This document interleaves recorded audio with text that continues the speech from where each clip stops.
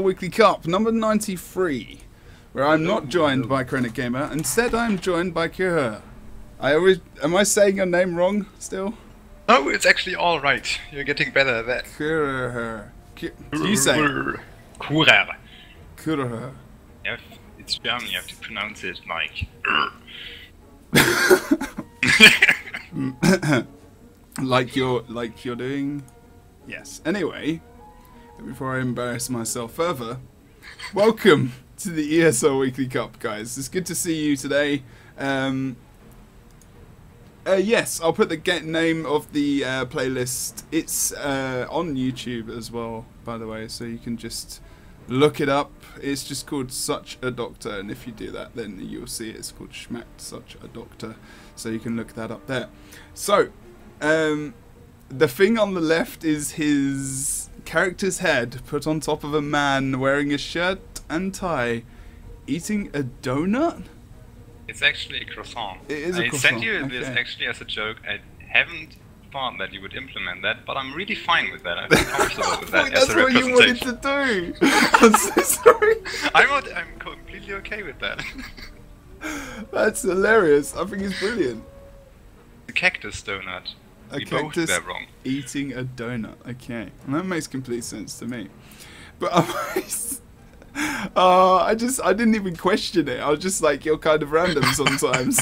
so screw it. That's almost F-bombed again twice in a week on the stream. Wow.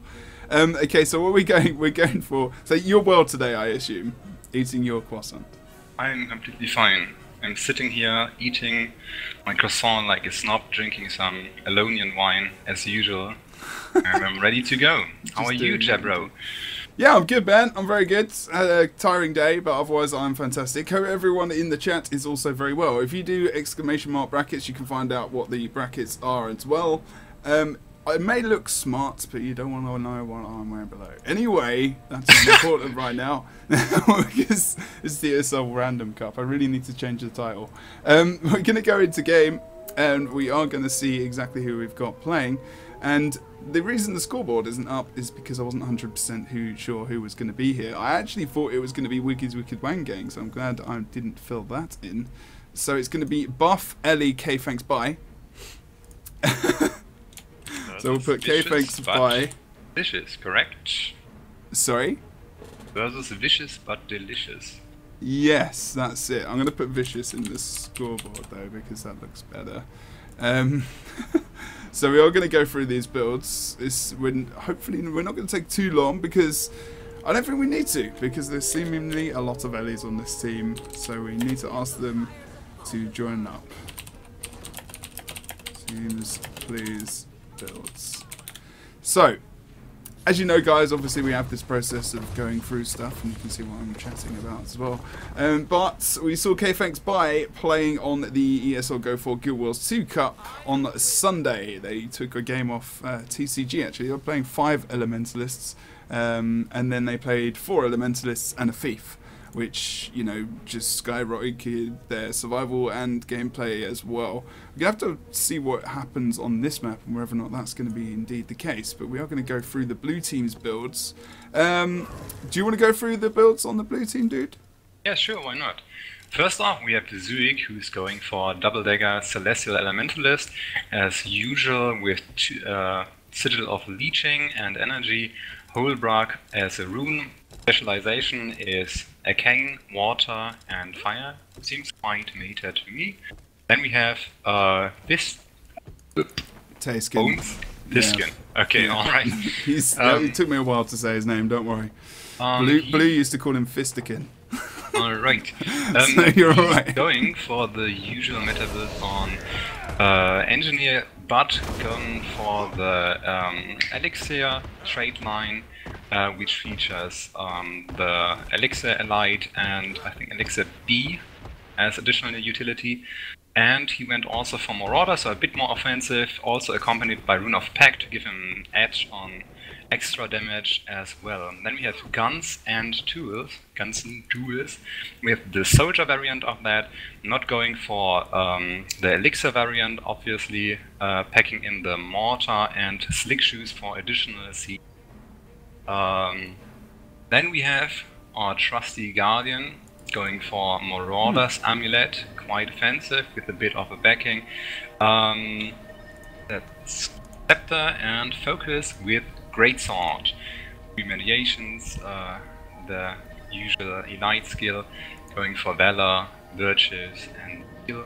And last but not least, we have Jesus Christ, Swiss is fine. We have Swiss, who is going for the Celestial Necromancer build with Staff, Dagger and Warhorn, Sigil of Hydromancy to pin his enemies down further, Sigil of Strength, Sigil of Energy, Sigil of Geomancy, Celestial of course, and Rune of Strength. Trade line, Soul Reaping, Curses and Spite to the extra bonus on Signets. Yeah, I mean, this is actually going to be a good build, the Signet Necro build. Good sustain versus the Elementalist. And sometimes, depending on how good you are, it can kill the Elementalist as well. I mean, we know about the different issues going on with the Elementalist as well. Things which potentially might be sorted in the future, but very hard to make sure they are kept down after you put them into the down state. But of course, you know, there's different ways they can do this. They've got a lot of damage coming out. There is not a Thief or Mesmer to be seen in this game as well. In fact, we have two engineers. One of the reasons why Tayskin's probably going for that Marauders, other than the fact that he's playing it, is the fact that, you know, they need to come out with some nice burst damage here as well, otherwise maybe he'll go a little bit more sustained. But yeah, he's going tools trait line, and Guns and Tools is not going for tools. He's actually going to go for inventions, which is one of the big differences between a lot of engineers actually not taking that in inventions. It's between normally inventions and tools, I suppose. Firearms is still a bit of a dodgy one, but still sometimes people go for it. Mecha Legs being very, very useful as well for his movement speed, as well as Bunker Down, which gives you that extra heal. But yeah, he's going to be the more tanky one, especially Mortar Kit bringing out all those fields that come with that build, especially when you blast them. There's blinding fields, healing fields as well, as also the poison field. But I'm just going to quickly go through the red team. The reason why I'm going to do it very quickly is because, one, we have Fire Ellie, who is going to be Snowball. We have Red Blind, who is playing, obviously the same, he's going to be playing Fire Ellie as well. Scovo, he's going to be playing Fire Ellie. Lab, he's going to be playing Fire Ellie. And finally, Shock is going to be playing Fire Ellie. No shock there. Pretty much copy-paste at its finest. I think Assassin's Amulet on Lab. I wonder if that's Panda. I bet this is Panda. It's actually quite in for a surprise. I mean, Elementalist on Dagger is currently very strong, especially in the Celestial variant, as I'm not too sure where Assassins is going to go. However, given that the team is very singular if it comes down to classes, they lack buffs and maybe conditions completely, like Poison, which is tremendously helpful when stomping enemies, and so on. Plus, is restricted in mobility, as they are very tanky and depend on holding points and whatsoever. There is a certain burst amount they can deliver. Still, it's not comparable to a Thief, for example. So that's really interesting to see how it is going to pan out, as a map, for example, like Legacy of Foefire would of course heavily be in their favor, but where Temple of the Silent Storm desires to be at so many points at the same time, think about the buffs, all the crazy points, and so on, this might shift the game in, you know, an unpredictable state, as I can judge. Okay, Lab apparently is Frostball as well, and he's gone back to Celestial, just so you know. I mean, Assassins would have wouldn't have hardly any use, actually. Zerka DDLE does a lot of damage, but survivable wise, it's pretty horrible actually, because you're not able to regenerate as much as you would be able to in water and whatnot as well. So Celestial, yeah, like you say, in this build, we all know is very, very strong and very, very, very powerful. Just wish to see the Necromancer come back with condition, especially Corrupt Boon is so strong against Celestial elements, and with this rant about Celestials and all their buffs which empower them furthermore, this is a perfect counter, but still Signet is quite popular.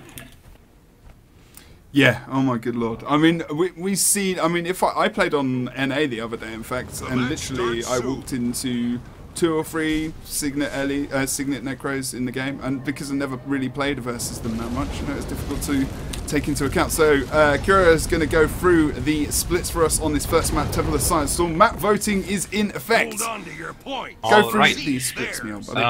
Scobo is going for a quick cap on Close, which is accompanied by a pod. Only Necromancer is passing to Altar. Also Bullet Punch trying to defend against Redblind, who's probably trying to negate the cap. Mid is 2 Elementalists, Tiskin and Snowball currently doing against each other, a 2 versus 2 at Altar, 1 versus 1 on Temple, which managed to be capped in favor of the red team. Mid probably going to be quite a long fight depending on these heavy builds. Yeah, I mean, Taskin's going to be the main focus target actually over on mid. They probably realised by now that he's playing Marauder. If they're watching the stream, they probably definitely noticed that, and he'll be one of the main targets that they'll want to pick up. And he's going to have to do a lot of running around because the Ellies, they can just, you know, do their usual rotations, and he's probably going to get involved in some of that cleave. Go Marauder, I mean, at full HP into Rampage actually, throw rocks straight onto Shock there. Gets the missile as well from that trait line and does a lot of damage, but they don't follow up on that, and he actually is going to regenerate fully. And that's the problem. You need to be able to keep onto these Elementalists to make sure you keep them down. Over on the Temple, we've got that 1v1. As you said, decap's just come out.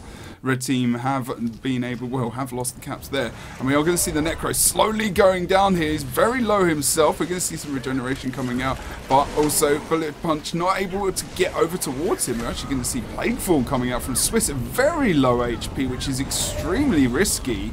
At that amount of HP actually. I think we're going to see downs of both Bullet Punch, there we go, and Swiss eventually in that fight. And we've not really a lot of regeneration between the two. That matchup was always going to be a double Ellie win for sure. Yeah, indeed. Especially when you have so many possibilities to kite around pillars and so on. It's very easy to, you know, take a little break, try to negate the damage, get your head out of the damage and the team fight, and heal up and regain your strength to pop in with, you know, full damage and full potential. The close fight is still back and forth between Engineer and Scobo, who's trying to lock each other off the point. Still quite tricky. 2 points for red team at the moment, ticking from them, 0 points to blue team. Quite unfortunate, because every little point counts. Even if they can get them for a second off the point, this can be a tremendous difference. I can tell what people are thinking at the moment. 5 Ellies. Drifted ridiculous, and the problem is that 5 Ellies, not only is it quite strong really to sustain the map, you've really not got a lot of mobility to outmaneuver these guys because they've got no thief on the blue team.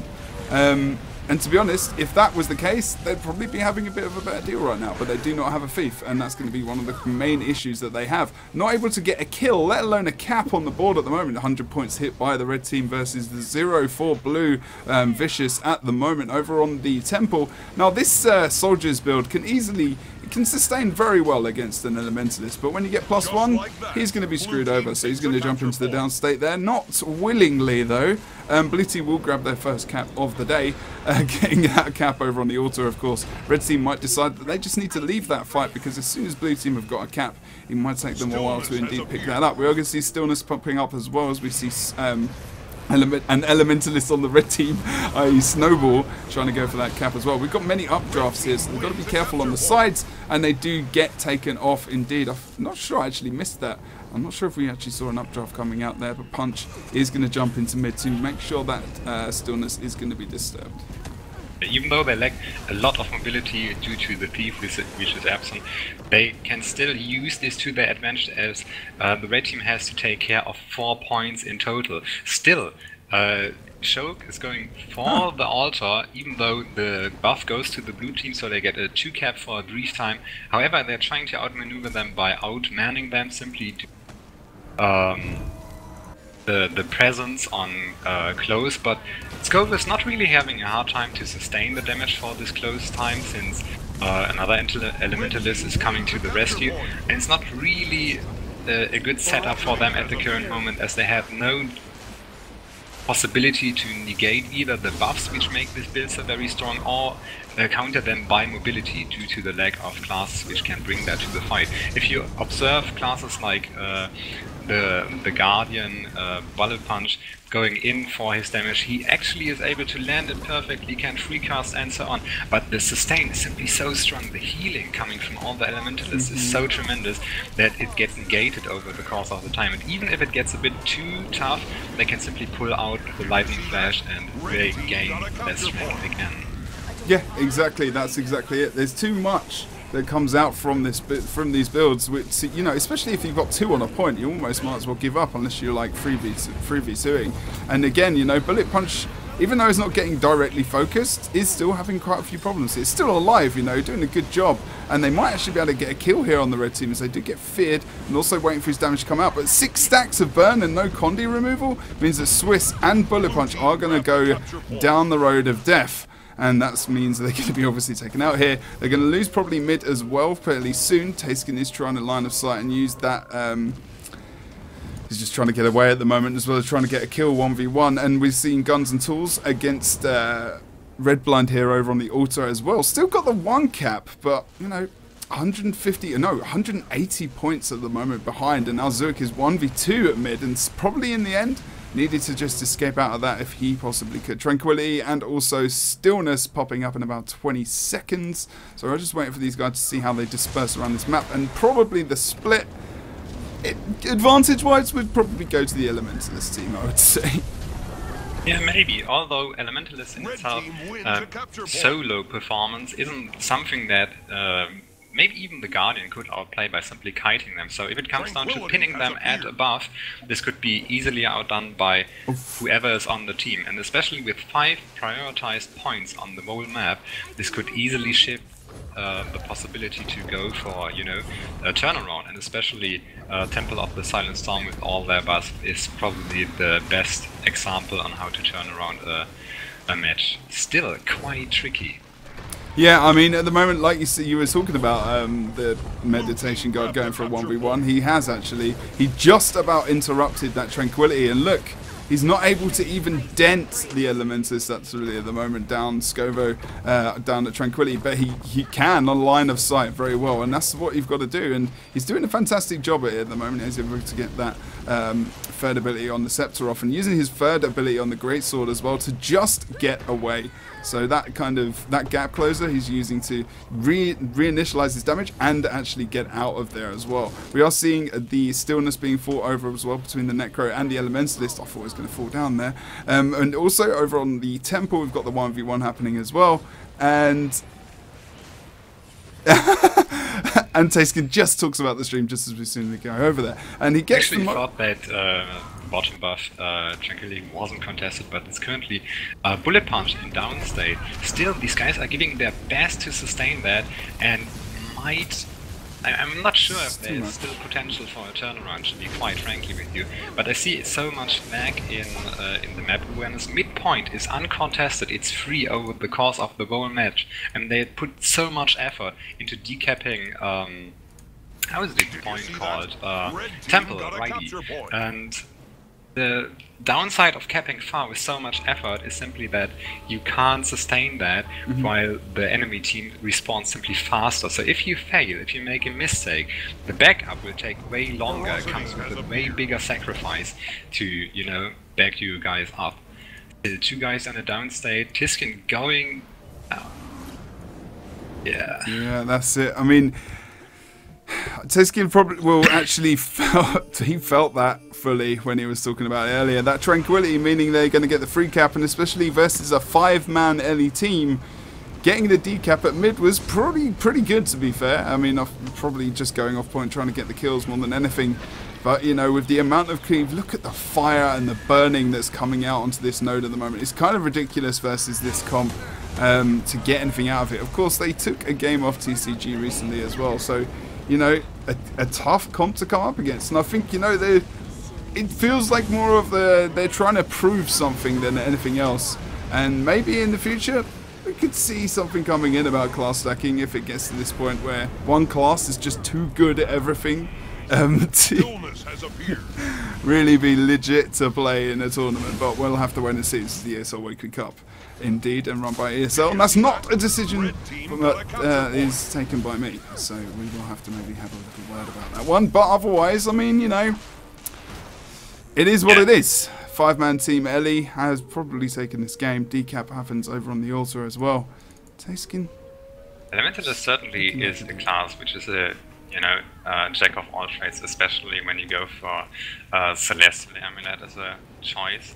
Because even if you not manage to get the direct damage down, the burning is so tremendously high and can spike a target on its own when coordinated correctly. Still, it's not like they're all playing with the potential of a Berserker, so if you manage to hold a point against an Elementalist, the chances are good that you can sustain for quite a while on this point. So it's rather a question of mobility, how to negate the buffs which make them so strong, and all the utility, and also how to hold them.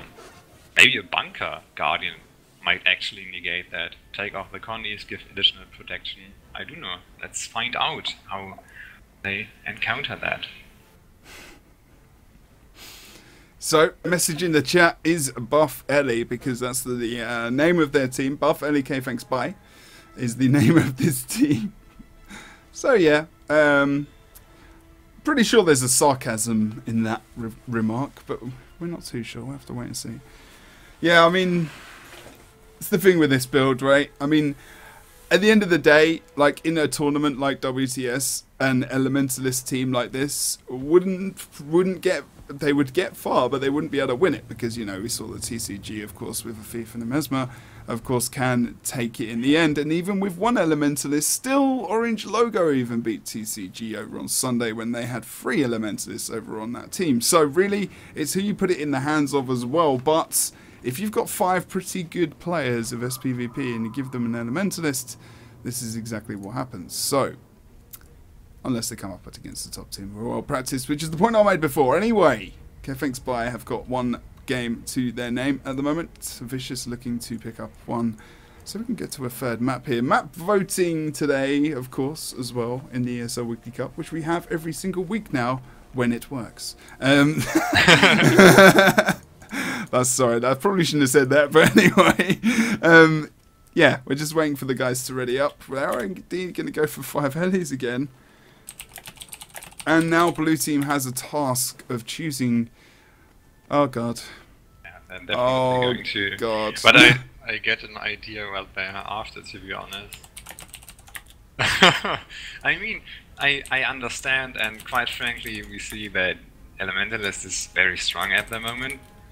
Still, we go for GW2 Cups where where teams like Full Elementalist simply got steamrolled throughout the whole game, even though the odds stand in favor of them.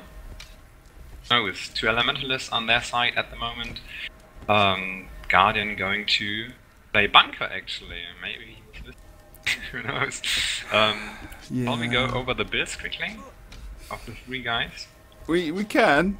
Tiskian going for, oh surprise, Fire Elementalist, Double Dagger, Celestial Amulet, Leeching, Energy, and I think Zuik might play something similar. He was playing that in the last game, yeah, so he's alright. Zuik plays Elementalist as his main, so that's fine.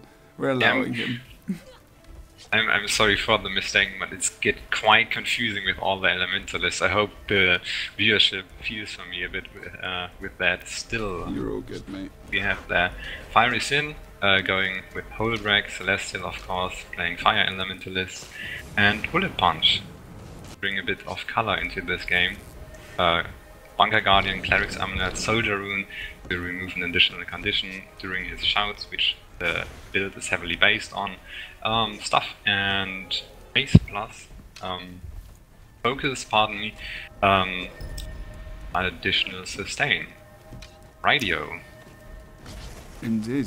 I mean, he's probably playing this build because he probably doesn't play Elementalist. So Bunker Guardian, hey, why not? Extra support, gets the extra quickness out there. So that extra quickness actually could be quite a big benefit to the team, and he's got enough condition removal here as well to last for a long time. But out of anyone that might go down, it might, I don't know if it'd be Bullet Punch first. He might be one of the main targets. It depends on what the other guys are going to play. Now I'm just going to quickly go. Yeah, they're definitely re-rolling to Ellie. I'm not too certain about that. I see that he can be a weak point simply due to the fact that he only has 13 or roughly 13.3 KHP or 13.48 KHP. Still, he has the support of all these guys, and the Bunker Guardian only works as good as his team. So. Yes. Plus the additional blocks and so on, but it might be a clever choice to actually target him simply due to the traits and all the bubbles he can pop in order to res down teammates. So when you get the chance to kill someone on vicious but delicious, however, the Guardian's still alive, it gives you an additional barrier to cross when you try to finish this down player, as you have to bring instability and so on. Plus, maybe some quick reses with my Wrath, the Elite skill. It's gonna be interesting. Yeah. They can actually coordinate their burst with that quickness as well, you know. They can pull off some nice fire combos, get the burning really going on the point. Which I can't imagine many people dying in this game if we get 2 more Elementalists, 2 more Dagger Celestial Elementalists as well. So yeah, apparently people are going bunker builds. So I'm wondering if Swiss is playing Necro, if he's going to go for that kind of Necro bunker build. I don't know if you've seen it at all, but it's pretty horrible. It's got nice support. It's got Condi remove. It's got you know, it's got a well. It's got 2 spectrals. It's got spectral walk and spectral armor. You played it with Mercy. Didn't you? I did play it. Yeah, I played it on stream. Yeah. And it's very nice. You can almost 1v3 pretty much, especially on Fofire. Although don't check my VODs because I can't 1v3. I've 1v3'd once or twice, but not one, but like held to the point where you've got the map and then everyone dies because everyone just collapses on the midpoint because 3 people are trying to kill you. But yeah, maybe that's something that Swiss will bring out. But I don't know if I've ever seen Tayskin playing Dagger Elementalist, and he's gone for Sentinel there, Sentinel Amulet as well. So we'll have to wait and see whether or not that's indeed what he's going to use.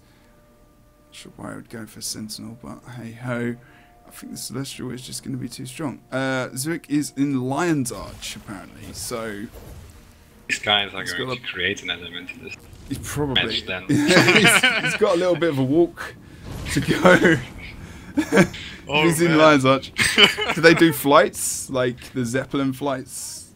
Yeah, well, maybe a hot air balloon, something like that. I'll have to wait and see. Log in and help him fight off the first boss of the tutorial, so we can continue. Stupid. That was again the off bomb. What the hell? Right. It's different of a build. Going for 2 signets at the moment. Okay. Sentinel. Celestial. No, Sentinel. You're right. Power and toughness with vitality as primary attribute. Still heavily depending on power, which can be demonstrated by the Rune of Holbrag, Sigil of Energy, Leeching, once again Sigil of Energy, and Intelligence for the additional crits. Not really much has changed in regards to the build though. No, I mean... except for the well, of course. Yeah, we've got the well of power there. So the extra stability, again, probably quite a good idea actually, to be honest, since you've got 5 Elementalists all with updraft, and that could be a possible pain in the butt. But also the... yeah, I mean, just generally, I think this is going to be... It's not massively different. It's a bit more tanky, of course, but... We're going to have to wait and see. I'm not too sure about that. Well. While I see the potential in the stability, 50 seconds cooldown and requiring the players to stay in one area is something that the Elementalists would love to see, I imagine. Yeah, but exactly. It's knocked off, so... That's very true, actually. It's kind of counterproductive. Because it's useful for the updrafts every here and there and so on, and I see that this makes sense. But I'm wondering if this will work out in theory. But maybe he's... You're right, though. you're right about, you know, if the well forces you to stay in one position. So what do the 5 elementalists do? You know, they just charge in there, ring of fire everywhere, and hey, we got a little party, and there's mainly the blue team on fire. So that's pretty much the gist of that one. So let's go over to Swiss again and double check. No, he's still going for it. Spike curses and soul reaping there, of course. Yeah, pretty much the same. So, just waiting for these teams to ready up. Other than the fact that, you know, he's going for Sentinel Amulet, which is more tanky, of course. So going for the power. So he's going to get a little bit more damage off things like Death Shroud when he's trying to get that crit off the first ability and whatnot as well. So, not too bad. Obviously, we are waiting. You know, condition-wise, there's no point in going for like Celestial-wise. There's no point in going for conditions half the time because, you know, there's just too many people with condition removal, so it kind of makes sense in a way. We're going to go through these splits, so I'm going to go through the splits on Forest and NFL. Second game between K-Fakes Bayern and Vicious Deliciousness. We are going to see whether or not the blue team can pick up this second game.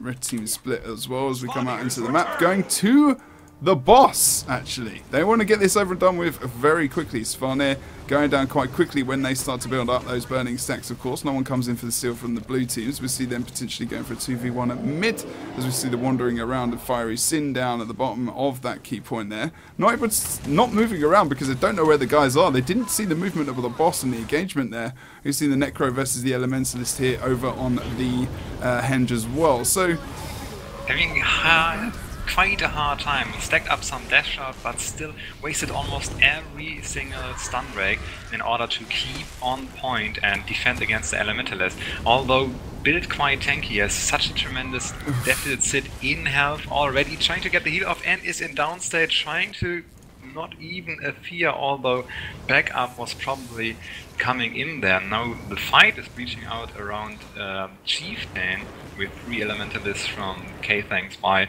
and the Guardian joining in there to support the Elementalist. Oh, stolen! Nice. Blue team steal that kill. That's a good job from them as well. You know, the burning ticks and everything's last bit of damage, but if you can come in there with a bit of burst, which is not really from anyone, then... Oh, is it from Tayskin? But Tayskin's over towards the other side of the map, and he's playing Sentinel. I'm quite sure that it was. Yeah. And trying to rush on the point, I'm currently at the... What's the point called? Jebro, help me. What's that, sorry? At the point, Guardian. Bullet currently defending against Henge. Elementalists. Getting quite into trouble. Taking around the pillar to get a little break and reset his cooldowns, popping quickness, but still back and forth. Elementalist outrunning damage-wise and building heavy pressure up on Fiery Sin. Guardian trying to drop in with some empowering to give some additional heal out, but the CC is so strong and they're kept on point while kiting around. It's not really much back-ended. You know, going into one direction as all points are currently contested except for Tiskin, who's going currently down against Skovo. He lost the 1 vs 1, which will result in a cap for K-Thanks by. I mean, as well, like, Tayskin doesn't play Ellie as a main, like, Skovo's playing, I'm assuming, like, he normally plays Elementalist when we see him in cups, so, you know, that is what I am going to call his main. Unfortunately, Fiery Sin also going down here, over on towards the Henge, and as we see him go down, are we going to see the Guardian go for the res there as well? He hasn't got, feel my wrath off, but they are able to get the res in the end, indeed. Unfortunately, because these fights are taking so long, the map is also completely neutral. No, sorry. The mine is capped, obviously, but the rest of the map is neutral, which is what I was going to say. And it's going to be very, very difficult for the blue team to pick up a cap. And slowly the points start to build. It's not much of a lead, but with this sustain that is on the map, the red team, that only 35-point lead will actually be quite a lot in the end. Zurich is playing Staff Elementalist as well. Bullet Punch goes down over towards the Henge node. No one's really in range to bring him back up. We do see Swiss is trying to go for it. Nice updraft, but again, Bullet Punch is up. But the thing is, blue team just keep going down, and the red team haven't got much to answer for that in terms of the down clear, because they're using all their damage to get him down in the first place. Now Bullet Punch brings out the heal, and he's back almost to full HP with the generation of his teammates. So, Diskin trying to do a Scoville off point in the attempt to reach out for far point to decap this for his team. Still, he probably realized soon again that the other Elementalist will be on his heels, so he went straight for the duel even though it's off point. Mid-fight back and forth against Stuff Elementalist, who bunkers bravely against Snowball. But the real action, if you can call... Oh! Look at that, Bullet Punch going down, Fiery Sin going down. That might be the turnaround for K-Thanks by on the Henge point at the moment, as the Necromancer is also going down. They did well to sustain there for a while, but in the end, I mean... It's... taking this pause to go for a relaxed Chieftain, as the 3 guys are probably going to respawn only in a while. Plus 15 points. The duel on mine is still going back and forth, trying to see each other out. But yeah, not really much of a competition in there. Guardian reaching out for close. But now the tricky part is when once these Elementalists get the point, it's super hard to, you know, get out of that again. If Vicious but Delicious managed to get one of these points kept, then it would be possible to sustain that with the Guardian and, you know, outrun them maybe by points. But still then such a close one if this would work out, probably depending on the bosses, which went one more for K-Thanks by, even though Tiskin tried to steal it, now trying to get away. But not really much of a competition. Close point, uncontested but free, far point, uncontested but free, and mid point still in full battle as the match is back and forth in fight. I can tell you're excited by this prospect of 5 Elementalists on one team. I mean, at the end of the day as well, is that if blue team had a thief, you can see, like, if we go into the map, right, mid-fight, this game is over, pretty much. Let's just think about that one. They're playing at the moment just to see if they can get a kill. Henge, you know, if blue team had a thief, they could sustain this to a degree. Taskin could be mid as well, and they could get a decap over on Henge. Ellie, at least a decap, you know, and then move the fight to there, get the 2v2s going on the side, 3v2s, whatever you want, and then Thief could again go to the opposite side of the map. Because they've not got a Thief, this 5-man Ellie team doesn't need to switch to anything else, because, you know, the blue team is slower than them. Even though they've got 5 Elementalists, they're still slower. They've got a Guardian, you know, Guardian's got the swiftness as well, of course, but, you know, Swiss still very, very slow in getting around the map. You know, the Guardian's not got permanent swiftness. Of course, they've got, like, static field and whatnot, they can blast for swiftness as well on occasion, but it's not like, you know, 5 fire great swords and all the swiftness you're getting from the achievements and whatnot. And, you know, that's just one thing that is, you know, could be thought about. I mean, there might be the potential that Vicious but Delicious could wipe off 5 Elementalists, but also given that they rerolled on classes which are probably not their main classes, this brings an additional hurdle into the game. And if you practice this in one composition and go for something completely new, this might give you an upper hand if it comes down to how the setup mathematically works out, but still not really, you know, if you practice this and so forth and so on. But yeah, it's not the most exciting. I don't want to talk bad about this, but I think it's fair to say that we're watching at a fancy screensaver at the moment. Yeah. Fancy screensaver indeed. Yeah, I mean, maybe it's something we could initiate. I mean, I know this is a team that are playing this, and most people don't play this, but if, you know, they came up against a team like TCG or Orange Logo, you know, they wouldn't be able to win, and they wouldn't be able to roll this. They wouldn't be able to roll 5 elements this because they know they can't win. But they still can be quite strong and very annoying to put up with. But yeah, I mean, blue team not really got an answer for this comp, unfortunately. And the extremely excruciating, painful 1v1 between Taskin and Scovo still goes on over on the mine. As you can currently see, Tayskin jumping up and down. Does get updrafted by Scovo there. But Sentinels was apparently a bad idea. It's like milk on a hot day, trapped in a glass phone booth. Milk was a bad choice. But yeah. There we go. I'm trying to analyze which picks might be interesting in this idea. Not too sure. You mean, you know, the first match we talked about Thief and his mobility, and although that going for a super tanky approach might make sense, things like the henge point, which isn't defended at the moment, might be interesting from a Thief's perspective, but still then you have the mine point, which isn't taken care of, and it would be a back and forth sooner or later, depending on who can teleport the fastest from mine point to the other, as the Thief might not be able to outsustain the Elementalist. Of course not on point, maybe kill him, who knows, but if it comes on defending a point, not really, as he has to pick stealth and teleports and so on in order to keep going. What's interesting about the current happening in the mid is that people die off point and red team storms to them, so they make progress to downstates, which is an interesting tactic, but nevertheless probably heavily in favor of, obviously heavily in favor of buff Elementalists. Thanks, bye. I don't know what to say, guys. I just don't know what to say, really. I mean, other than the fact that, you know, I've just got a whisper from the guys on the red team. Other than they're not really doing themselves any favors, other than, you know, gathering hate for themselves by doing this. But also, I think they're just trying to make a point here that this is a strong team comp. It is defeatable.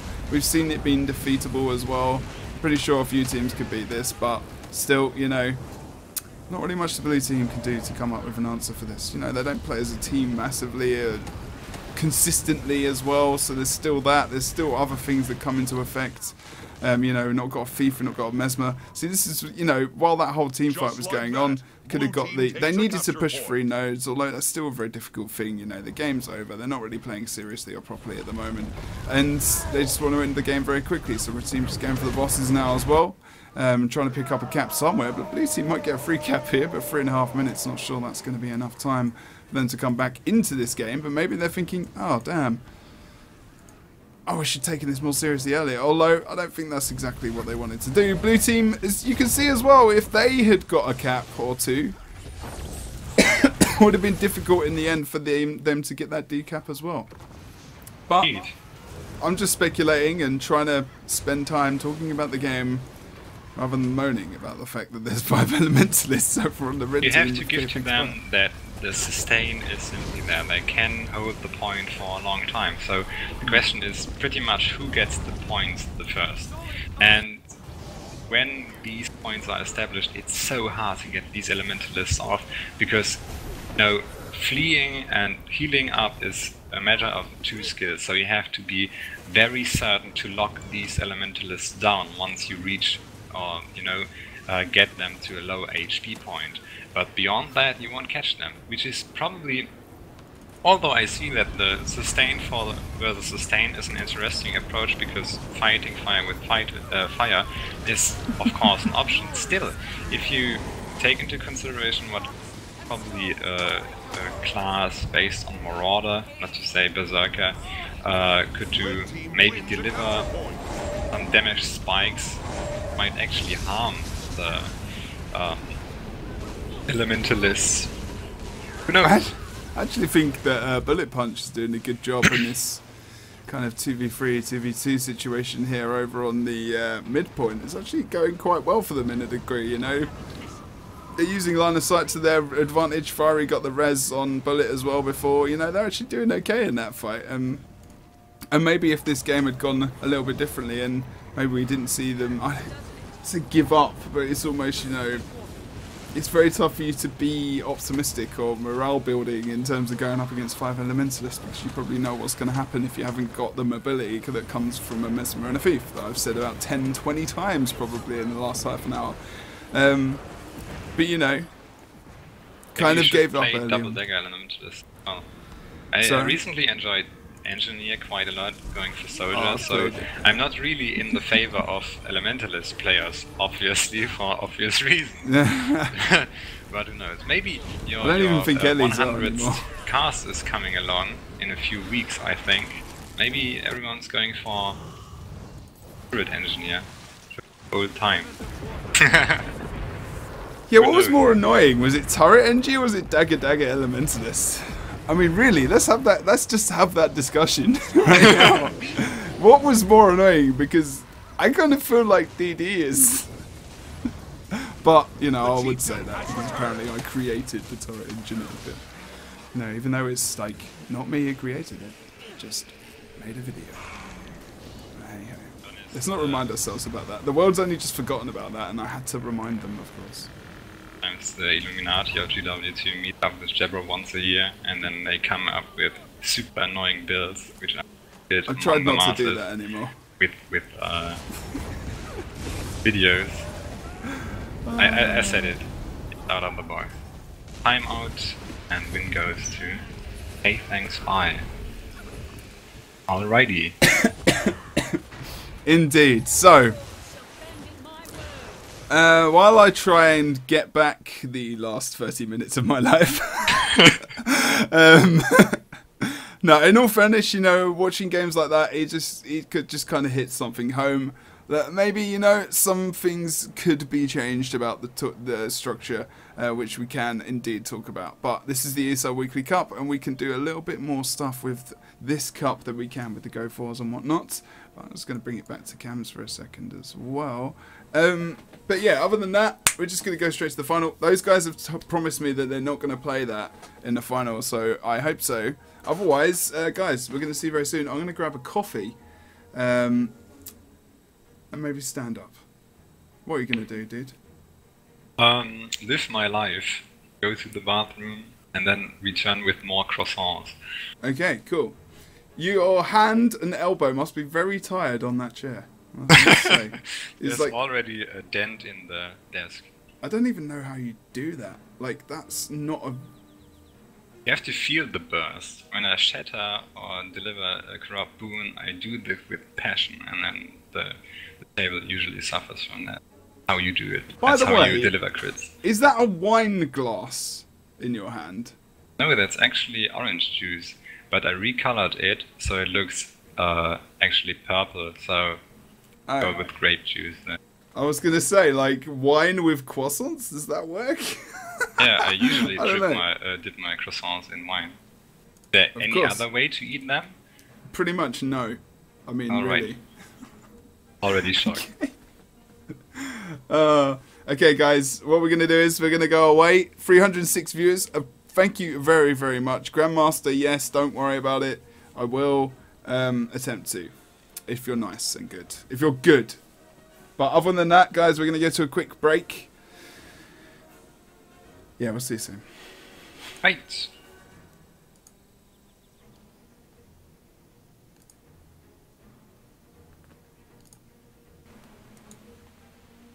Hello, everyone. Welcome back to the ESL Weekly Cup number 93. With me this evening, I have Mr. Kura.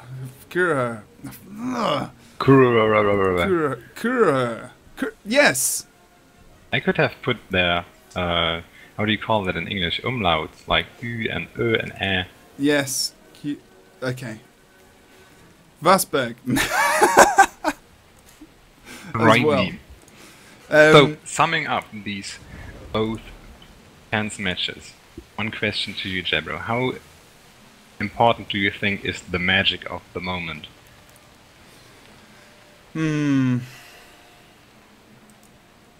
Pretty important. I mean, if I was gonna talk about the magic at the moment, I would say it's a good thing.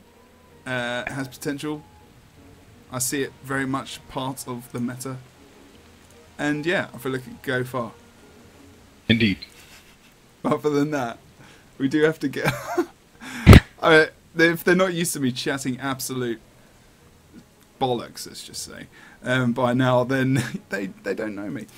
So what I'm going to do is, and that's a very English phrase, which, you know, I'm pretty sure there's some night I'm allowed to say in the EU, but hey ho. That's another thing. We're going to go with Zaitan's Horde. So we're going to put Horde over on the red team. And we've got K-Thanks By, who we just saw in the last one, promising me that they would play a proper lineup, because I want to cast a game of people playing Guild Wars 2 in a competitive environment with a mixture of classes, which is what I'm pretty sure you guys want to see as well. So we're in game right now. I'm going to go through the red team's builds, and we know these guys very well as they're back onto their character names. Frostbolt playing a great sword, a torch, Mesmer. He's going to be picking up PU. So he's going for the PU Shatter Mesmer build, of course. Things like this, Blinding Dissipation, being very useful. Obviously, Shatters remove the boons on hits. And now, what I'd also like to point out is something people don't know, which is the reason why I just pointed that out, is that when you finish a game, if you press B now and your stats come up, you can go to a third page and you can find out all these cool stats like how many boons you removed on hit and things like that, and how much healing you did, how much condition damage you did, how many conditions you removed, how many boons you removed, all this kind of fun stuff. So make sure you check out the information on that. Shock, who is currently outside the map. God, these guys are winding me up today. Celestial... fuck. Whatever. Celestial Elementalists, yeah. Panda playing DP Thief, going for Shadow Arts build there as well. Playing Pack with the Rune of the Vampirism, of course. So Thief in the game. Awesome, good stuff. Panda playing his main. That's what I like to see. So here we go to the blue team today as well. Playing the... No, I'm not talking about the blue team. You are. Alrighty, we have Trebex going for Dagger Pistol Thief, Sigil of Air, Fire for maximum damage, Shortbow as usual to mobility increase, going for Marauder, a bit of tankiness on the side, Vampire just in case he needs to stop this Mist form. Then we have Sava, who is going for traditional engineer build on Celestial actually. Quite a surprise. I expected a Soldier accompanied with Elite Kit, Mortar and Slick Shoes for the additional CC. The trade line is quite the alignment of the meta, so no really a change in that except for the Slick Shoes instead of Elixir S, which is an interesting option, but going for Celestial for a more round-up composition. Following up with Xerax is playing with Marauder's Amulet, Great Sword, stuff. Really haven't seen that in a while, to give him continuous teleports, Marauder Amulet as mentioned, and the trade line is of course working around PU Mesmer as he has not enough stealth to really make sense out of that, going for Grandmaster traits like Phantasmal Defender to give him an extra bit of sustain since he doesn't have this stealth option, Deceptive Evasion, which gives you the clone for additional shatter damage and power block to maybe lock out some heal skills. Then we have Naisho, who is going for a Bunker Guardian, I assume. Yes, Cleric's Amulet, Stuff, and Mace plus Shield actually, to give him some protection and pushbacks, going for Shouts and Soldier Rune for the condition remove, Elite Shout to have quickness on his hands every 24 seconds, Shelter as usual for the heal skill. Then we have Articuno, how to pronounce that right? Articuno, which is playing Isn't this a dagger. Pokemon? I'm not sure. Okay, I don't know Pokemon that well either, and apparently neither do you, so that's fine. Awesome. I mean, while you do a good job at pronouncing my name, to be quite frankly, I never get used to these guys, to be honest. But there's not really much we have to explain around the Double Dagger Celestial Elementalist, as we've seen them. We never really seen these guys. Have we? I'm not even sure about the last game. Yeah, well, a lot of sustain, obviously, going for... Oh, look, Fire as a trade line and Vampire Runes, yeah. Usual suspects, I would phrase it. Yes, exactly. Very well put, indeed. So, we're finally getting on to the final as well. If you've just arrived, then we're on to the final of the ESL Weekly Cup, which is actually taking quite a long time tonight. Normally we're finished by about now, actually, but we're still on the final, as we had 2 really long games with 5 Elementalists. But now we're seeing still 3 Elementalists, and really, you know, a lot of people would say that this is probably the most ideal comp, really. I mean, 3 Elementalists, a Mesmer and a Thief. Mobile, mobility is just you know, it's ridiculous. You've got lightning flashes, you've got fiery greatswords, you've got portals, you've got blinks, you've got ports with your thief as well. You know, it's just absolute map mobility. But the thing is, we have some nice mobility and sustain coming out from the other teams. So we've got Thief and Mesmer, we've got the Bunker Guardian who can sustain and keep a cap. He's got shield, so he can knock back quite well off the midpoint. We've got Articuno as well, you know, this is Blackjack here, so WTS winner, so very experienced Elementalist, very good player as well. Carver, really good at sustaining in 1v1s. The Celestial Amulet is probably more often, for things like that, backpack regenerators to just keep himself sustained. He's got 2 kits as well, so he's going to be in the kits enough to sustain himself, rather than, you know, if it was 1 kit with 2 elixirs, he'd probably go for the Elixir S proc, which is the one above it, which is self-regulating defences, but he's not. He's opted to go for that. So Celestial's going to give him a mix of damage, of course. I did check, actually, which rune is he going for there? Sorry, he's going for Vampirism, so, you know, maybe it might have been nicer to go for that Holbrack, but we all know why we're going for the Vampirism rune at the moment as well, so that's all good. Apparently Panda needs to take the dog out, so we do need to get this game underway. EU always taking their sweet time at readying up. Oh. It's very complicated for people to press the ready up button in Guild Wars 2 in EU. It's very difficult. NA, I tell you what, NA has no issues with readying up. To be quite honest with you, I can't recall the day I last time pressed the ready up button, to be honest. I don't play on that frequently. Yeah, of course. But who knows. I'm looking forward to see a lot of mobility and changing gameplay in this, as we have 2 portals on both sides, as mentioned. Mobility coming from the thieves. They might be the weakest point of the chain, but accompanied by heavy sustain, so we'll see how this is going to pan out. I'm going over the splits. Oh, Jesus, okay, sorry, something went wrong.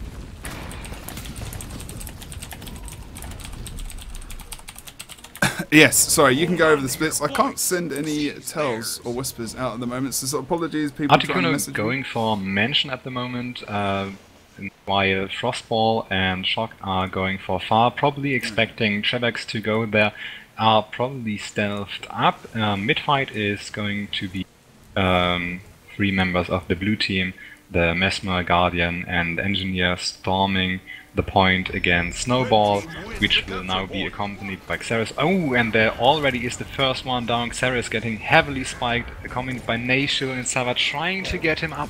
Quite a hard time popping his teleport, but the damage is so heavy. They're landing the clip. Naishu going down as well. There's no possible way Sava can drop into the middle and get these guys up. Popping his mist form, denying himself the healing turret, trying to heal up, landing a block but out of cooldown, getting stomped again, absolutely devastated in the mid.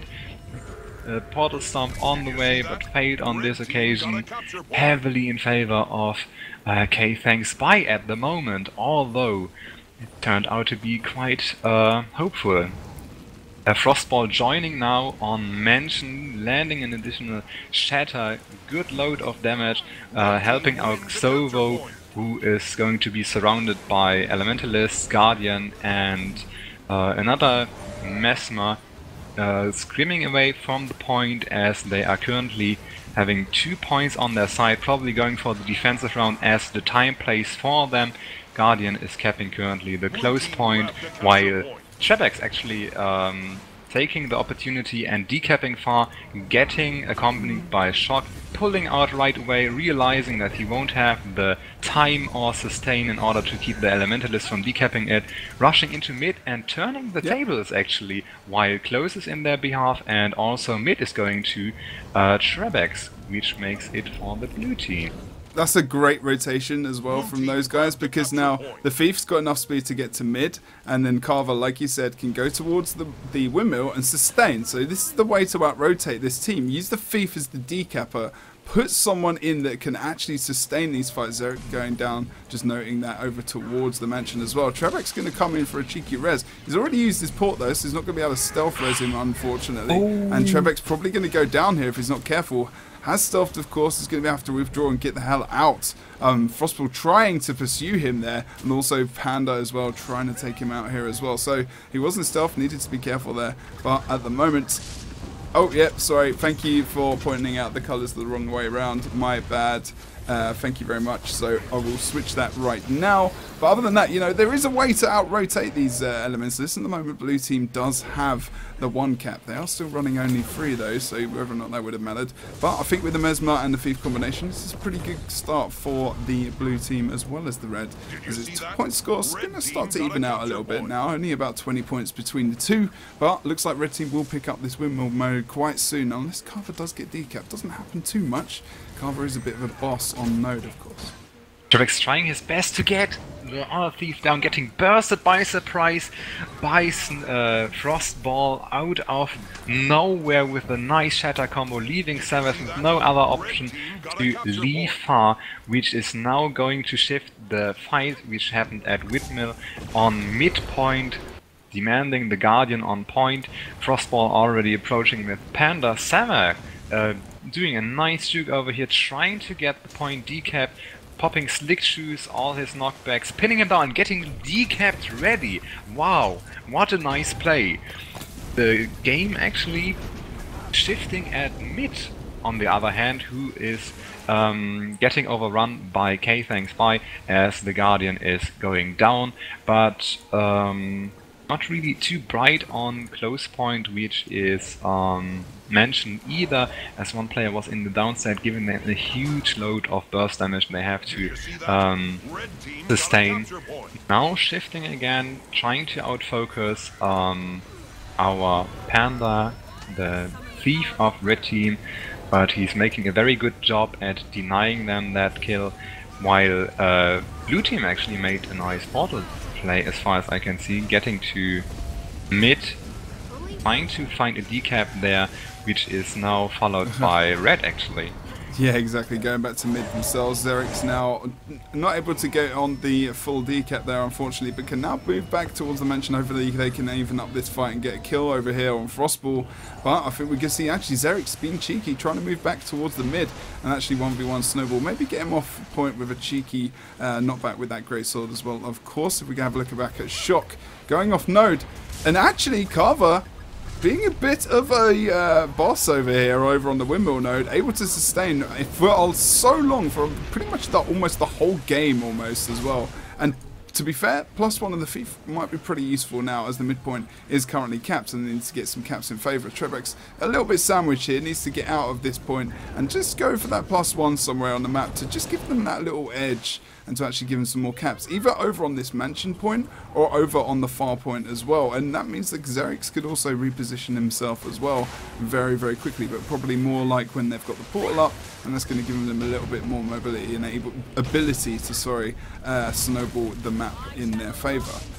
But having so much control over the midpoint gives K-Thanks-By quite an edge at this fight, as Sarah is quite being the boss, making the best out of Celestial, but getting accompanied by Frostball now, and getting downed immediately with really good shatter, which is such a waste, because the engineer of course profits from all the pushbacks and pulls, as he has way more as a double dagger elementals, and almost managed it to full cap, but good reaction on K-Thanks-By. Now Articuno is trying to jump in there with his greatsword, maybe getting a decap with Trebex, who is following up, trying to get some damage done, delivering the stuns. Xerix still going down on mid as they are trying to contest it all over again, but failing as it is so heavily defended.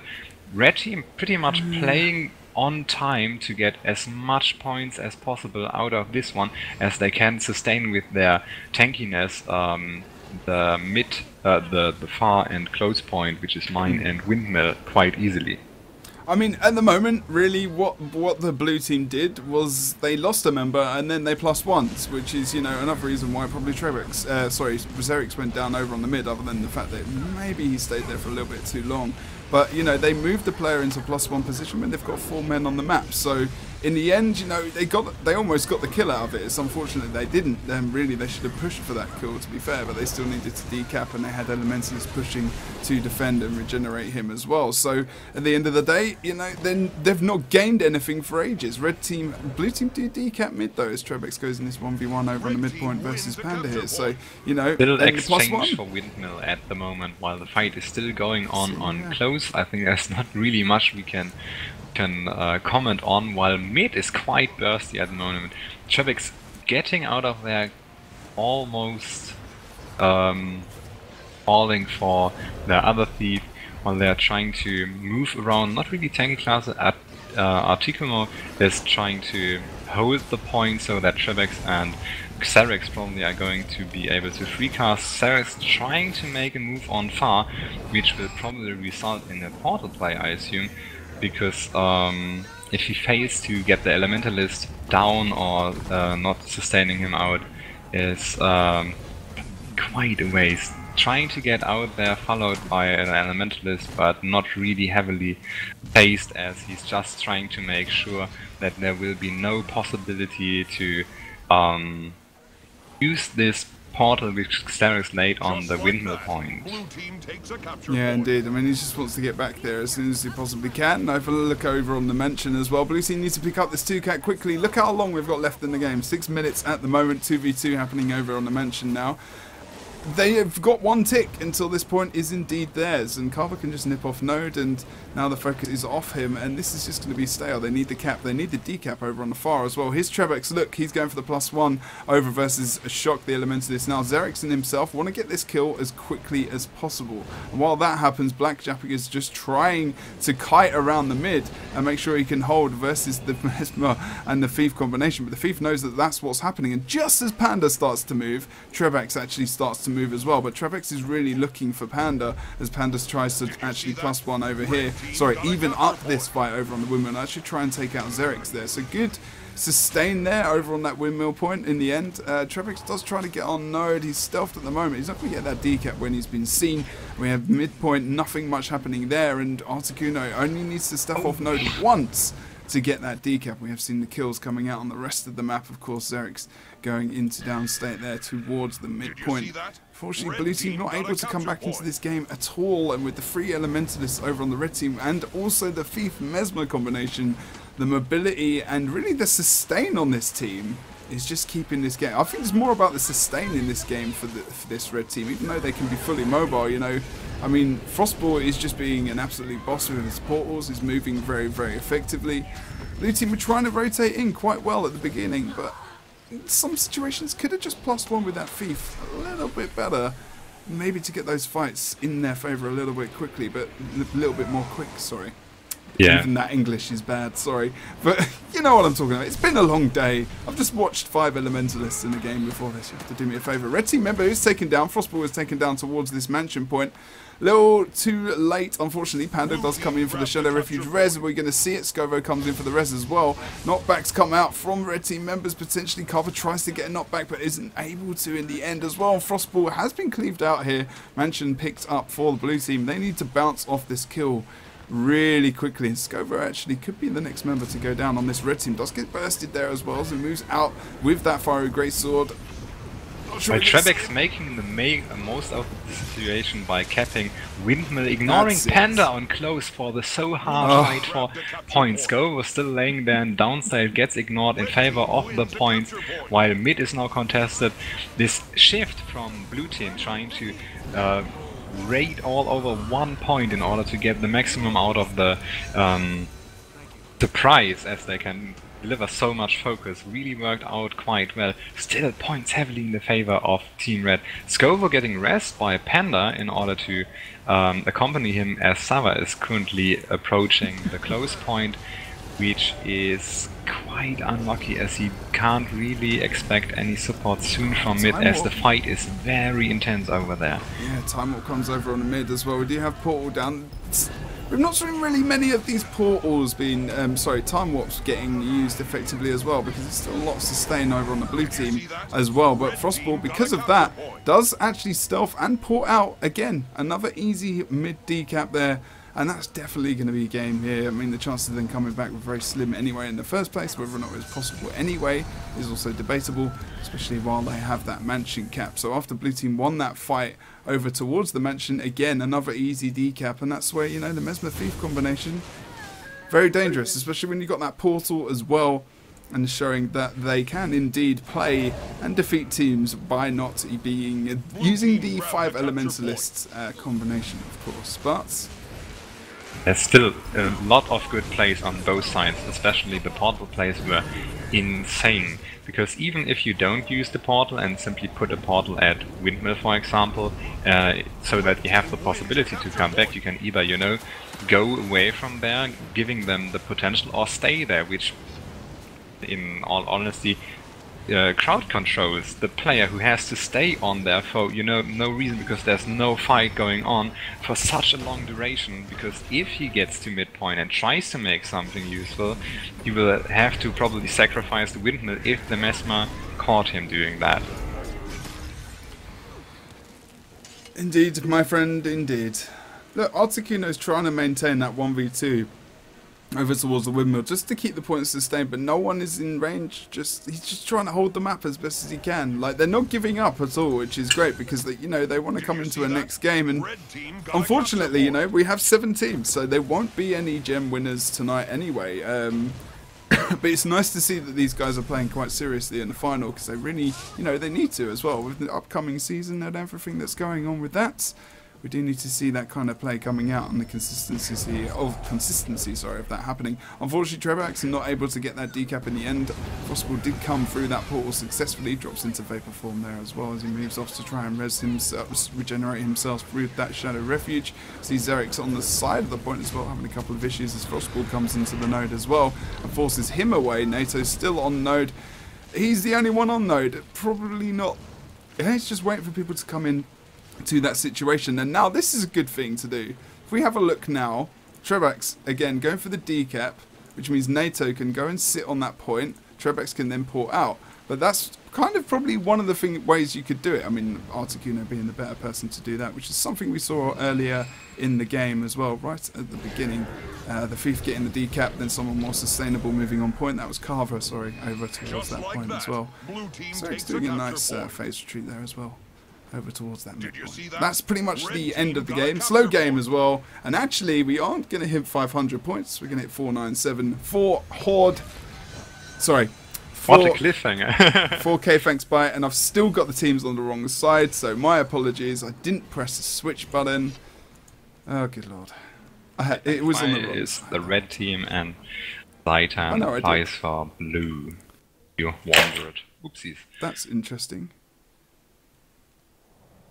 It's, yeah, apparently it's updating the wrong way. So even though it was right on my thing, it's not updating the right side. Maybe I've screwed up somewhere with the scoreboard. So apologies for that.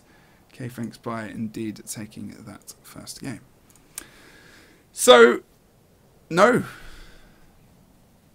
Well, I think while there is definitely the potential, there was simply really nice rotation from K Thanks by, as they are, you know, in the moment, in the mood. They just came out of that game, and of course the Elementalist players are not really behaving differently, as simply classes of their main mates changed with their mains, of course.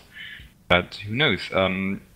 Legacy of Hellfire is especially beneficial for teams with that high sustain. So if you get the point, if blue team Titan gets the point, then it will be very difficult thing to get the point back out of their control, as even portal plays might not really give you the opportunity to secure the point in the middle. Plus, in all cases, there is still the Guild Lord, which gives you 150 points.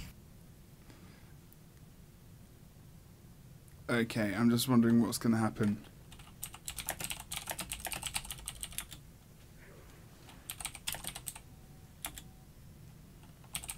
Oh, good lord, what's happening? There's randomly stuff coming up, my bag and everything.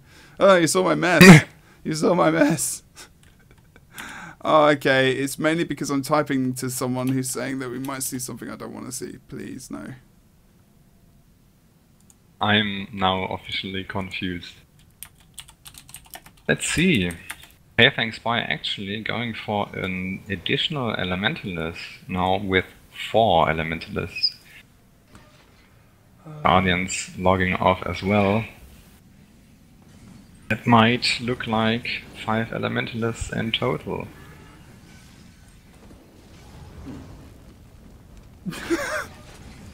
But on the other hand, there is the chance, if we are right and talking about mobility outplaying the Elementalists, this might be their change.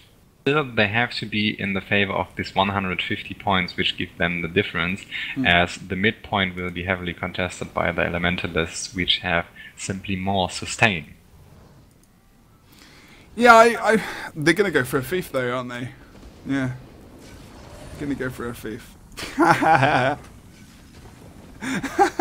Guys, everyone just saw the gem store. Oh my gems. Well, if you're on this channel, you'd find out about things like that a little bit more, wouldn't you? Eh? Anyway. 4 Elementalists and a Thief was pretty good for them to take a game against TCG the other day as well, on the Sunday. But yeah. Good to see these guys coming in and playing for the ESL Weekly Cup. Guys, cannot stress enough that at the moment as well, if you are a team in Academy Gaming as well and you're thinking, if I go to the ESL Weekly Cup and I win or I come second, will that mean I cannot take part in that tournament? That rule has been changed. If you have ever won anything from a Go For, you cannot take a part in the Academy Gaming tournament, but if you've just won in the ESL Weekly, then you can take part in the Academy Gaming. A lot of people have won stuff from the Go For, whether or not you've come first, second, third, fourth, or the monthly as well. So, you know, it's still going to be pretty much the same players, but it doesn't mean if you're an AG team, you can come here and win something and then go back as well. But obviously you want to get some kind of movement up the ladder to shoot yourself into fame and fortune. Yeah, I think it's really underestimated. I mean, what could you lose in the end? Getting a step into PvP is one thing, but expanding, getting better is always a question of taking part in tournaments. I recently had, a while back ago actually, an interview with Rom, where I usually go over questions, so how do you get better and so on. And usually the broad usual answer is like, simply play, simply do it and play and play and play. But Rom especially insisted on checking out tournaments, even if you get shredded in the first rounds. So what? Go over it, learn out of it, improve, and then go for, yeah, World Tournament Series, of course. That's what we are all after. For the world, ruling the world. That makes sense? Not really, doesn't it? But still, I definitely agree. Check out the tournaments. It's easy to join. Why not give it a try? And plus, you get llamas. Yes, what else could you be asking for? No matter what happens, like the guys that have won a series do get llamas. So llamas 100%. But we want to see every week, like in ESL Weekly Cup, I want to see 8 teams. So not only can you join up as a team and get some nice, you know, practice against some top quality players. Like if you're a team who's been playing for a little bit and you think, yeah, we'll just give it a bash, and you come up, say, you know, you go up against the blue team who are playing at the moment. You'll be playing against a player who's, you know, won the World Tournament Series. Okay, that's very might defeat your morale slightly, but also at the end of the day it's pretty cool, and you never know, you might actually be able to do pretty good, because I'm pretty convinced that there's quite a lot of people in this game who are yet to really show their face. And I've played games with people who I just think, why are you not playing in the team at the moment? So there's loads of people out there at the moment. You know who I'm talking to at the moment as well. So make sure you get in the team, get involved with ESL Weeklies. This could be the final game of the ESL Weekly Cup number 93, 107 weeks time. Been doing this for a while now. It's going to be carrying on for a long time to go. So good to see you guys as well, as we almost hit 500 there. I think Rom hosted us as well, so very much appreciated, sir. And we will start with this second game and the final. Having a look at these splits coming out now as well. Blue team look like they're heading possibly for a far push. They're only just bashing out the gate though, to be fair. Sherrick's putting down that blinding field. A couple of blasts, him himself, and Zerik's going for that pain train combination. So we have a look at the red team coming over towards Waterfall. At the moment we are going to see the stealth of Mr. Elementalist. Over here, Lab going for, that's indeed Frostball. Good positioning from Articuno there. No, not able to get a lot of damage. Going to be able to line of sight quite well. Mid fight is where it's all at the moment.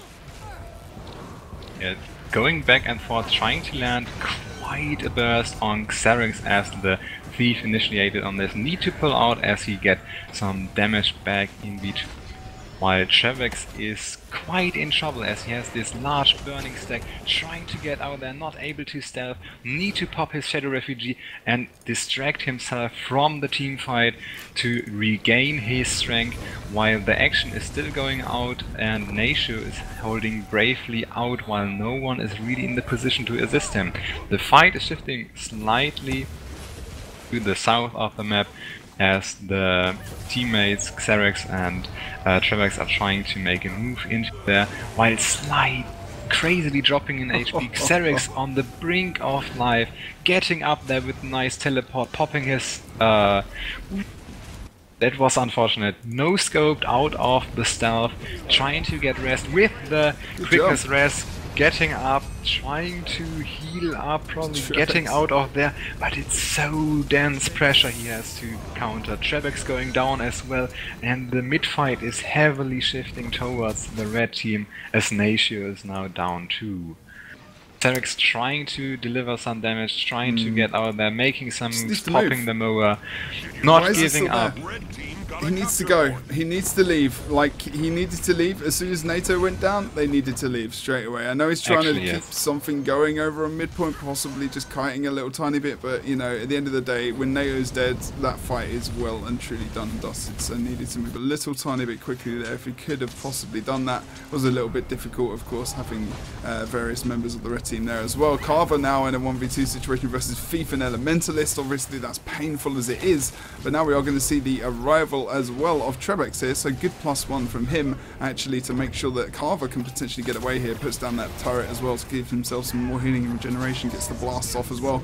Panda is trying to also go for the focus on Carver, but also trying to survive himself. Yeah, although there's only 1 point capped, which is currently decapped, the game is quite not moving into any direction. 2 points got delivered over to red team as Panda is now going down at the quarry, which turns the game into the favor of Zaitan again. Shock trying to get out of there, using the teleport to the base. Quite unfortunate that it's the far point, because it's very heavily, very difficult to defend. Sava still under heavy pressure, Shock coming back, Snowball in there, trying to negate the damage as best as possible, but not really anymore in the position to, you know, bring this cap further. Trebex coming back, but Sava is already in such a low point, giving him stuff, but not really making something out of this offense. All the work unfortunately gone. Trebex jumping on the point, going away from there again, save his life as 2 Elementalists would outrun him. I mean, what we saw there from Trebex is he was thinking about going for the +1 on mid so they could get the mid cap very, very quickly. That didn't happen in the end because Trebex had to move back to try and bring Carver back in, putting that blasting powder down, which is what you said about the stealth. And that's a really, really good idea. You know, he saved him in the end. They didn't lose players, and at the end of the day, they can sustain still on this map and keep in point range of this red team. They don't want to let them snowball off those kills like they did before, because of course that cost them about 30 or 40 points. It didn't cost them as many points as I actually thought it was going to. And Trebex might be able to get away and get a cheeky decap. I don't think so. Too many Elementalists is going to port back as well. Good pull with the Shadow there as well as he gets out of that fight successfully. Are they going to +1 mid quick enough to possibly rank this up and get a couple more points on the board? Slow game again, a little bit more exciting than maybe not the last one, but I think the blue team are actually doing quite a good job to try and stay in this. Just as I say that, Custer's luck.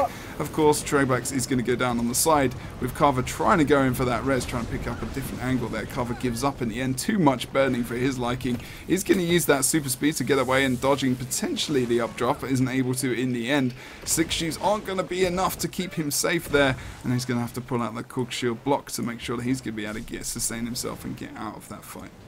Don't forget about Lord. I see that we are 9 minutes 45 in the game and the teams are doing their best to try and get access of the points, securing as many points as possible. But you saw last game that these teams are so sustaining the damage, so going back and forth, not allowing for any points to happen, that in the end maybe 150 points will make the difference. Maybe not to 500, but if it comes down to time, this is going to be a very close match. Xava going down at midpoint, getting stomped with no possible help over there, as Nature is now the focus of our attention by the 2 Elementalists, 3 Elementalists actually on his heels.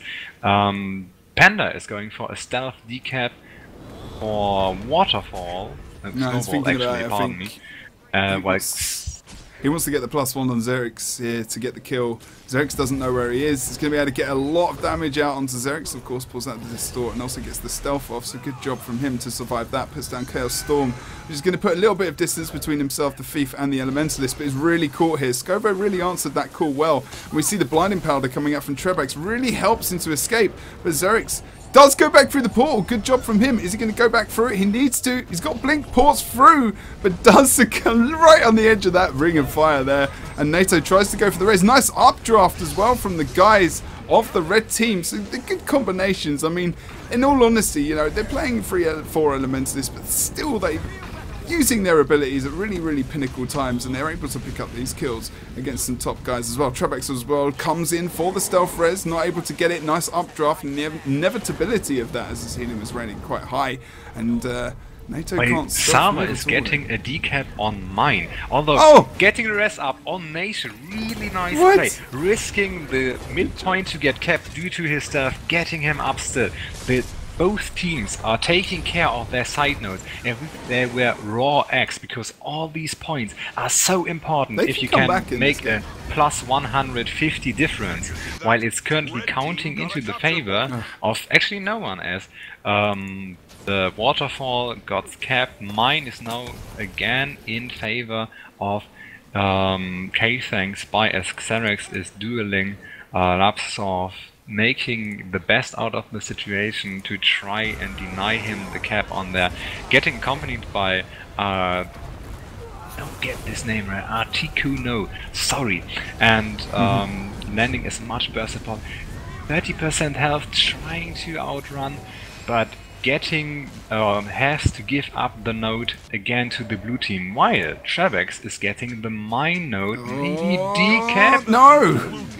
Almost able to get it. We do see Scovo grab on point, using that ride the lightning, of course. Oh no, gets a decap. He puts a foot off point, and really they need to sustain this. Unfortunately though, NATO does go down over on that mid cap as well in that situation. Now we are going to see Xerix coming in with the portal. Is he going to be able to get the res with Articuno here? They're not going to be able to. Articuno just wants to keep the node so they can get as many points as they can in this game, because I think literally we're not going to see this game go to 500 unless the map starts to snowball. If Carver goes down, that's an entire possibility. Does get the heal off in the end, pulling out the block shield as well.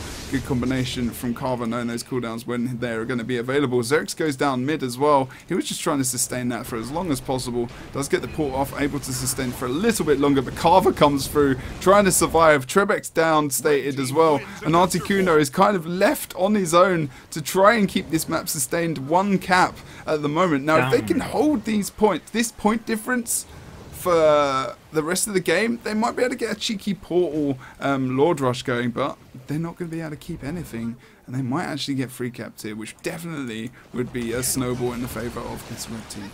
4 guys down. That's such a heavy difference. still they might have the opportunity to strike back if they don't get too eagerly. Natio standing there with the intention to hold this point, but if they get too eagerly, try to get in there and make something happen against 4 Elementalists, they get destroyed completely by their output in damage and condition damage. But they are very patient, waiting for their teammates. Sava trying to make a move and gets the invoice immediately after for trying to outrun 2 guys at once, as these are especially already on the spot since there were no down players at the moment. Now with Xerax, Sava's trying to make a move on Panda, not making it happen since he went into stealth, switching to Lapsdorf, and mid going down as Natio didn't make it.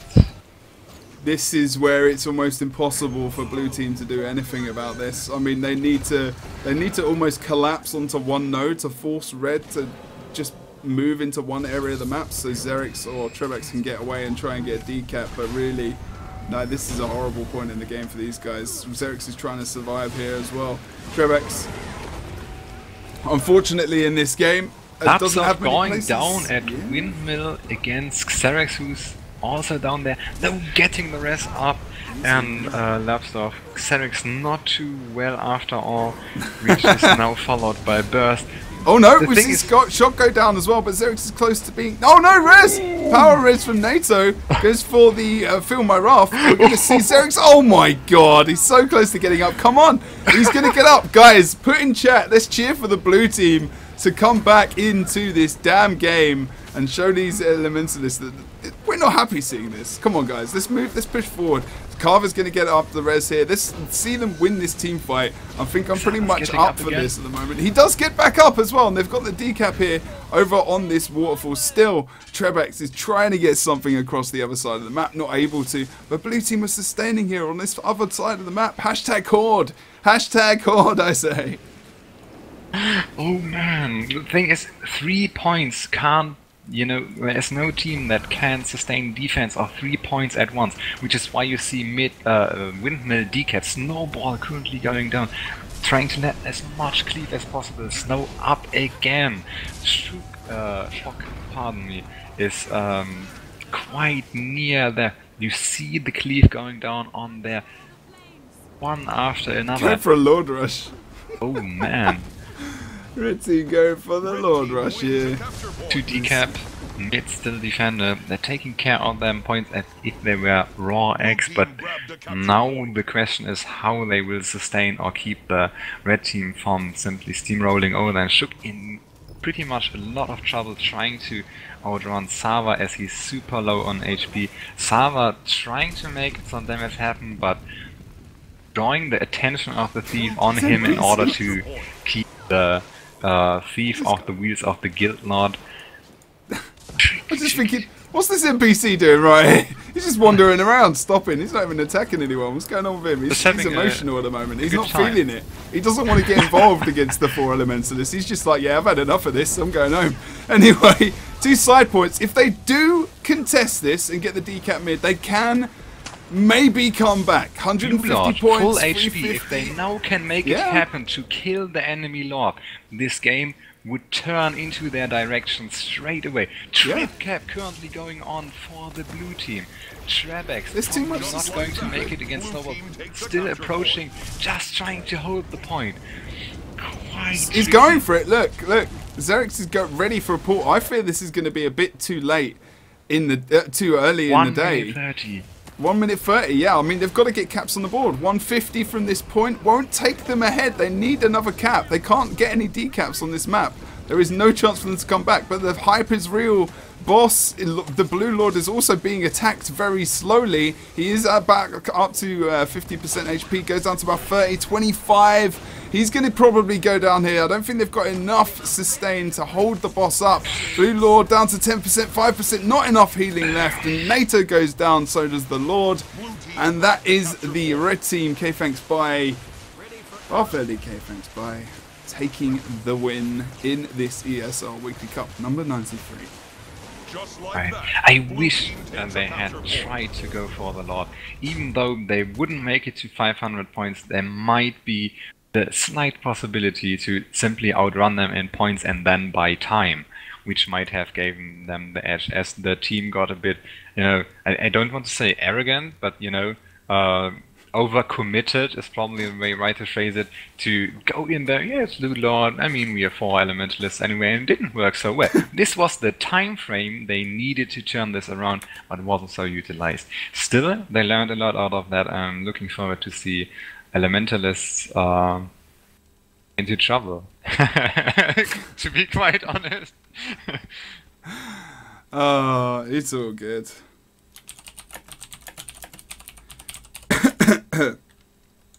So what I'm waiting to see is what the conversation is. I would actually like to ask the chat a question right now, and this is just as this is me as Jebro. This is not as a shoutcaster for Guild Wars 2 or ESL or ArenaNet. But do you think, or do you feel that a class stacking rule would be beneficial to the scene when this kind of thing does actually does happen? Why can't I say the words? God damn it. 10 o'clock at night.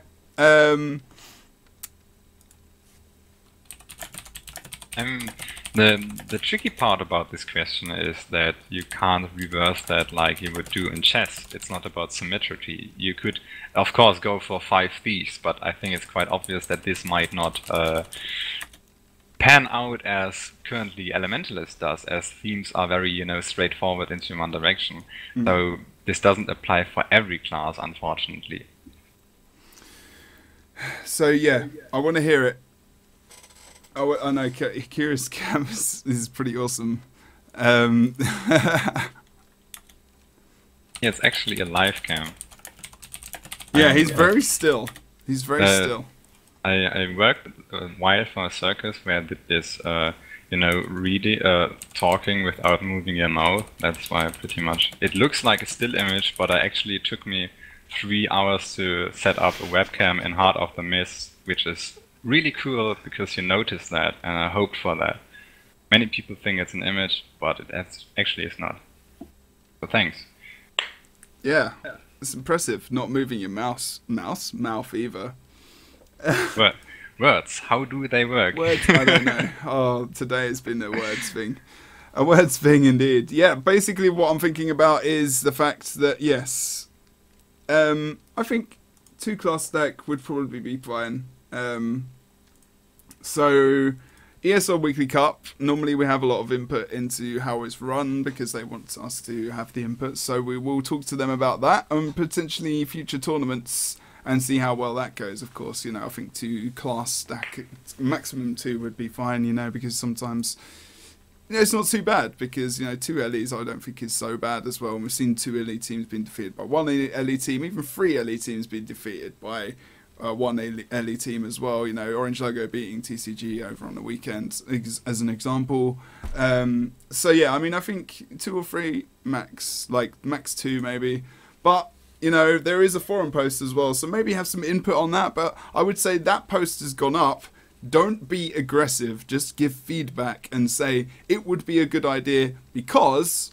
Not because it would be a good idea because I'm angry and I'm rageful, maybe. So that probably would be a lot more useful than getting angry about it, because constructive feedback is the best. Also, we are going to host Rom actually tonight. It was going to be maybe Grandmaster, but I believe that he is chasing a partnership at the moment as well. So we do want to follow him. So go over there, show your support, make sure you follow his channel.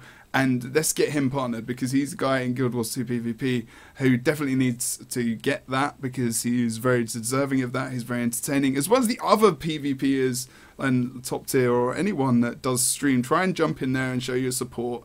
But yeah, it's been good to cast with you tonight, dude. Every so often, Thank you for having me. I think I for a fact had a lot of fun casting this with you, and I think talking about other streamers and streamers in general, advertising for yourself is a bit complicated because of reasons, but I would like to point out that if you are currently interested in pre-purchasing Heart of Thorns, you can actually do this over the streamers. And if you want to do that, look at the bottom of Jebro's stream.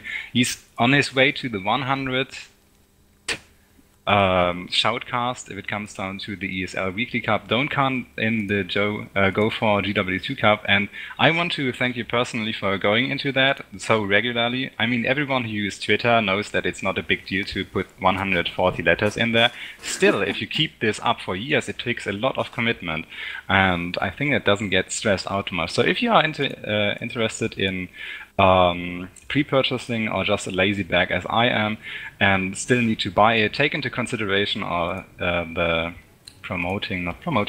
supporting of your favorite streamers. Radio.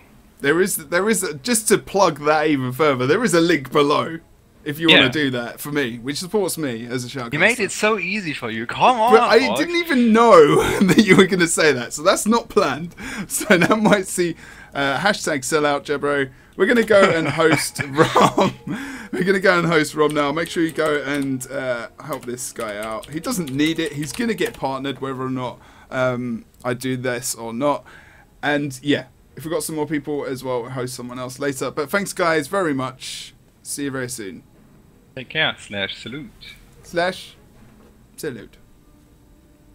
Nick hasn't even done that for ages. What a failure. Anyway, see you soon. Cheers.